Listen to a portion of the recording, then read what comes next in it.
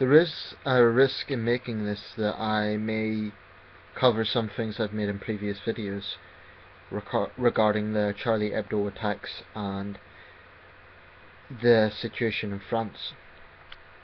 I believe I covered the massive unity marches yesterday. If I didn't, I meant to. 3.7 million people on the streets of France. It's the largest post-war demonstration in French history. Maybe the biggest demonstration in French history of any kind. It was a truly remarkable event. Dominated the press. I've got 8 separate newspapers around the events of the past week in France, which is a lot for any event. I would always get newspapers for a big event, but that just shows how much this issue is being covered. There has been criticism of that, of course, and there's other things going on in the world, not least the terrible situation in northern Nigeria. Also, incidentally, today is the 5th anniversary of the Haiti earthquake, but that's just an observation. I want to discuss one very important thing: freedom of expression. This is something that has come up very frequently in debates following these attacks, and what it means in the Western world and in democratic societies like France and Britain, and of course for the implication for Britain, because this is our neighbours that have been affected. I've just watched an interesting debate between Will Self and Will Self of the... bear with me a second, just getting up. He's quite a well-known commentator. He teaches contemporary thought at Brunel University in Bristol. I think it's in Bristol, might be West London. Anyway, that's not here or there. And he's in a debate with Martin Rosen, who's a cartoonist. They agree on some points, but what Will Self is really pushing is that free speech comes with responsibility, and satire should only target people in power. So he's arguing that French satirists should be targeting the French government, or what he's saying is that cartoonists here should be targeting legislators who enact legislation that is curtailing our freedoms, in his opinion. I think it's a bit naive of Will Self, and he's an intelligent man, but I think it's a bit naive of him to think that Islamists aren't in power. In many parts of the world, Islamists are in power. So these cartoons are not just attacking angry young men who are Islamists, it is attacking the ideology itself. And I think that's an important issue. But regarding free speech itself, I do actually agree with Will Self, and I think the cartoonist agrees with this as well. In fact, I've seen very few people not accept this point. Freedom of speech is not and never has been absolute. If we had absolute freedom of speech, then I could basically say in this video, I hate person A, I'm going to kill person A. Or I could say, I am attracted to 11-year-old girls and I want to have sex with an 11-year-old girl. I don't, incidentally. But it's just an example to show that there are certain things that are so extreme that we have normal codes, normal limitations on what is really acceptable. I mean, it could be argued that the idea that we have absolute freedom of speech is an almost like a religious conviction, i.e. religious people have an absolute conviction that their view is right. Well, some people who would argue that absolute freedom of speech is absolute, that is a dogmatic view in itself. Now, I don't think there's anything wrong with arguing that freedom of speech is absolute, but I do think it is reasonable and fair to question and to emphasize that with freedom of speech comes responsibility. So let's take satire, for example. I believe that satire does have a strong place in society, and I think good satire will ridicule and scrutinise those in power. I think there's a place for it, and in Britain certainly it has a very long tradition. Like I mentioned in the last video, going back well over 200 years. Sometimes satire can come across as cruel when it ridicules individuals. But you know, if I was a politician and I was satired, I'd almost see it as a compliment, because it'd be well known enough to be satired. And that's often the case. People who are satired are well known figures, and if I was a politician, I wouldn't lose sleep over it, because I would think, well, clearly I'm publicly recognised. That would be, from at least a politician's perspective, a good thing, and from the cartoonist, the satirist's perspective, they are ridiculing those in power. Let's not forget, in many parts of the world, you'd end up in prison or lashed for doing so. So I do think there's a very strong place for satire, but I do think satire needs to be intelligent. I don't have any respect for satire that is just plain crude and doesn't really make a point. For me, satire has to make a point. So take something like South Park, for example, the animation. I don't think that has any intelligence whatsoever. I think it's trash. I think it's just utter trash. And the same can be true of other forms of art. One thing I would say about cartoonists, and this is bearing in mind the context of what has happened this week, I mean, it's absolutely right and understandable that people utterly backed Charlie Hebdo, and a lot of people, you know, waved placards and so on saying "Je suis Charlie." I did for a while. I changed my Facebook profile. That wasn't necessarily an endorsement of Charlie Hebdo. It was an endorsement of the principles of free expression. And I suspect a lot of the people holding those placards never even read Charlie Hebdo. But I don't think that's necessarily a bad thing, because it is a principle that they're supporting. But about Charlie Hebdo and similar satirists, my challenge to any Muslim person who takes offence at Charlie Hebdo would be, okay, well, why not make a cartoon yourself mocking the cartoonists? If they're ignorant about Islam, which is what you contend, why not make a cartoon mocking their ignorance? If that is what you contend. I'm not saying that's my view. I mean, personally, I don't particularly support the idea of mocking Muhammad just for the sake of it. I don't think that's particularly pragmatic. I'm not opposed to it. I don't think that's something that should be censored.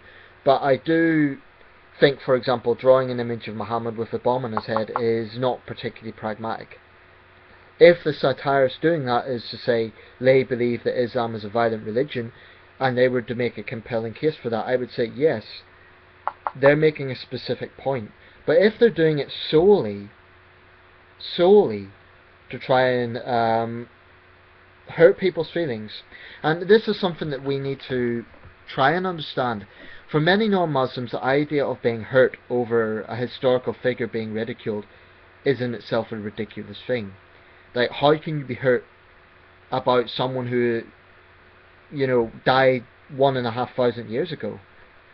Even if he is the patriarch of a religion, it's, you know, Jesus is ridiculed all the time, and I don't think you see Christians responding in quite the same way. So there does seem to be a huge sensitivity within Islam, although I've covered that point in another video. And I also covered the idea that it's strange that depictions of Muhammad are so taboo, because historically there are many depictions of Muhammad, in Arab sources especially. But anyway, not to go off on a tangent, this is about freedom of expression. I do believe there is responsibility with free expression. To give another example that's not related but still covers the issue, look at the Ferguson riots. Look at when the uncle of Michael Brown said, "Let's burn this bitch down." Now clearly he was upset and angry at the time, but was that a First Amendment right, or was it just irresponsible? I would say more the latter.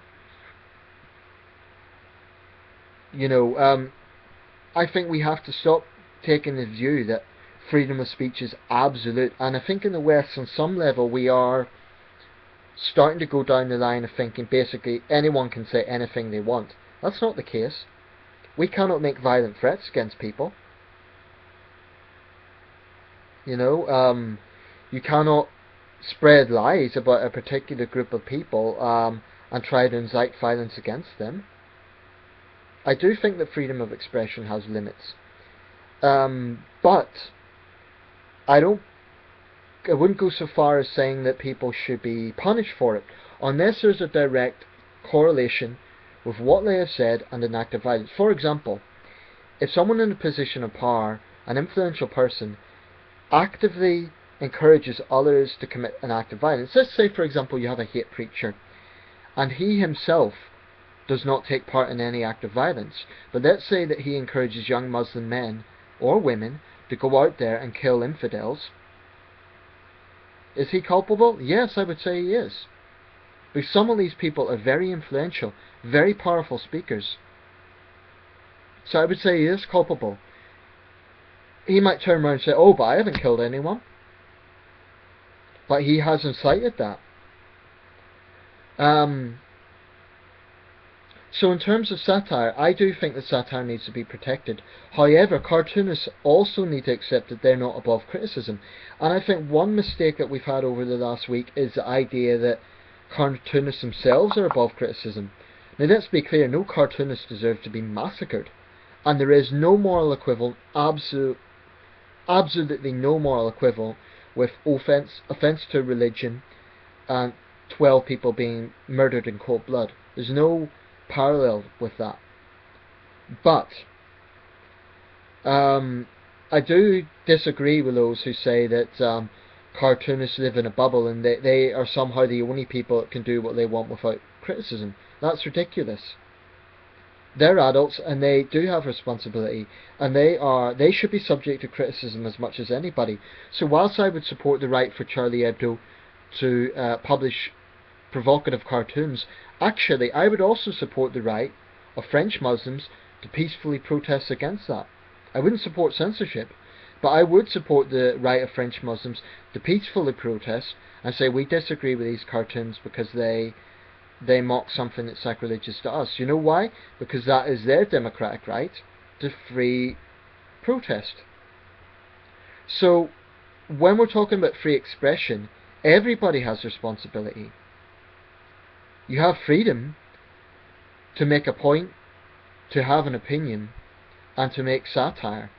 And like I said, I support their right to make satire, but I would support the right of French Muslims to question Charlie Hebdo, and for people to question anything they disagree with.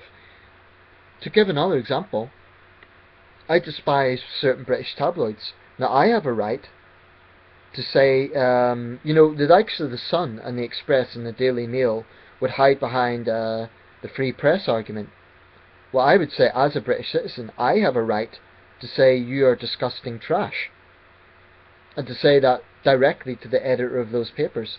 So those who are in the forefront of the free expression argument, if there is such a thing, I believe we're all involved in it, but those involved particularly in the press, whether it be cartoonists or journalists, I do think there is a certain, and this is going outside Islamism now, this is more a generic thing, but there is a certain arrogance among journalists in recent years to basically say we are journalists, we can say and do what we want. And this is not to generalise, I'm talking more about the tabloids, but this was going on during the whole phone hacking thing. Now let's just be clear, there is no such thing as harmless free speech, insofar as you can't say that, I didn't word that properly. What I mean to say is, you cannot say that all free speech is harmless. That is ludicrous, and it's clearly wrong. Advocating violence is not harmless. Inciting hatred against a specific group is not harmless. And spreading distortion about events is not harmless. So when the tabloids, for example, distort immigration, that's not harmless. It has implications for immigrants, who then have to suffer racial attacks. Saying that all British unemployed people are lazy benefit scroungers is not harmless, because it creates a negative image in the wider public, and they are influenced by the tabloid press. I don't care what anyone says, they are. If I was to say I hate all Muslims are terrorists, that's not harmless. It's inciting hatred against an entire group of people. So let's get away from this idea that all free expression is harmless. It's not. And there are zealots who would argue absolute freedom of expression. I disagree with that. I think there are certain things, particularly incitement to violence, that isn't harmless at all, and that does cross a red line. Now, insofar as insulting the Prophet Muhammad, I would support that as long as there was a purpose in doing so. For example, if it was to make a particular satirical point, or if it was to question his character as a historic figure. But doing it solely knowing that it will hurt the feelings of many Muslims around the world, I think it's almost a form of bullying. You know, cartoonists sort of I mean, what happened to those men in Paris was absolutely disgusting, and in a sense they were martyrs of freedom. On the other hand, it would be wrong if there was this idea that if you mock people then you're somehow automatically a great figure of liberty. I think that's misguided. You know, I support their right to do it, but I'm not so sure that they were... I mean, on one hand it was brave what they were doing, because they had specific threats. And let's not forget, Charlie Hebdo wasn't just targeting Muslims. That's very important. They targeted politicians, they targeted other religions. So I don't think they were schoolyard bullies, as some have described them. However, I think the tabloids are bullies in the way they go about things. So there can be bullying with free expression, and there's nothing welcome about that. There's nothing progressive about that. I believe that we all have a responsibility. So when I make these videos, I'm always honest, but I also try to be responsible. And I am not, I don't word things exactly the way I would in my inner thoughts. I mean, let's face it, everyone gets angry. And there are times when I'm furious and I would want to make a video, but then I would just be ranting and raving. That would be my, and you know, when I then reflect on it and make a video, it's not that I'm scaling back. It's not necessarily that I'm censoring myself. Well, I suppose I am. But I'm not taking anything away from the basic beliefs that I have. I'm just recognizing that it is irresponsible. Now, I'm not a famous person. I'm not a public figure. So my videos don't really make much difference. However, if I was in a public position, if I was a politician, or someone involved in the press, or basically anyone who's famous, I would recognize that I have a responsibility. Now, if I ever get into a position of public life, which might happen, you know, I'm an ambitious person, but without going into details about that, if that ever happens, I'm not going to censor myself, I'm not going to change the tone of my videos, but I will recognize that I have responsibility, and I will reflect carefully on what I say. I'm not going to censor myself, I'm not going to change my views, and I'm certainly not going to be politically correct. But I do think it is important for people who have a position of power, and I would argue those cartoonists were in a position of power themselves. You know, if you're publishing a cartoon that's read by millions of people, potentially, that is powerful. So I do think people have a responsibility. Yeah, so let me know your thoughts on this. Is freedom of speech absolute, or is there limits? And if there are limits, what are those limits? I believe that criticising those who are powerful is absolutely a basic right. And I believe not only is it a right, it's important to safeguard against dictatorship. So that's why I find it absolutely morally repugnant that countries like Thailand would send people to jail for 15 years for offence to majesty. And it's a very abstract idea. There's a huge difference between that. I mean, they say it's for national security, which is a phony excuse. It's different if a Thai person was advocating violence against the royal family. That's where I would say, yeah, fair enough, that's terrorism. But I do believe that freedom of speech, we do need to have a very, very wide spectrum where it is permitted. However, there's a common sense limits on this, and I think recognising those limits It's not a bad thing, and I don't think that is taking away from liberty to recognise that, for example, inciting violence actually takes away from other people's liberty. That's not free speech. So let me know your thoughts. Thank you for watching.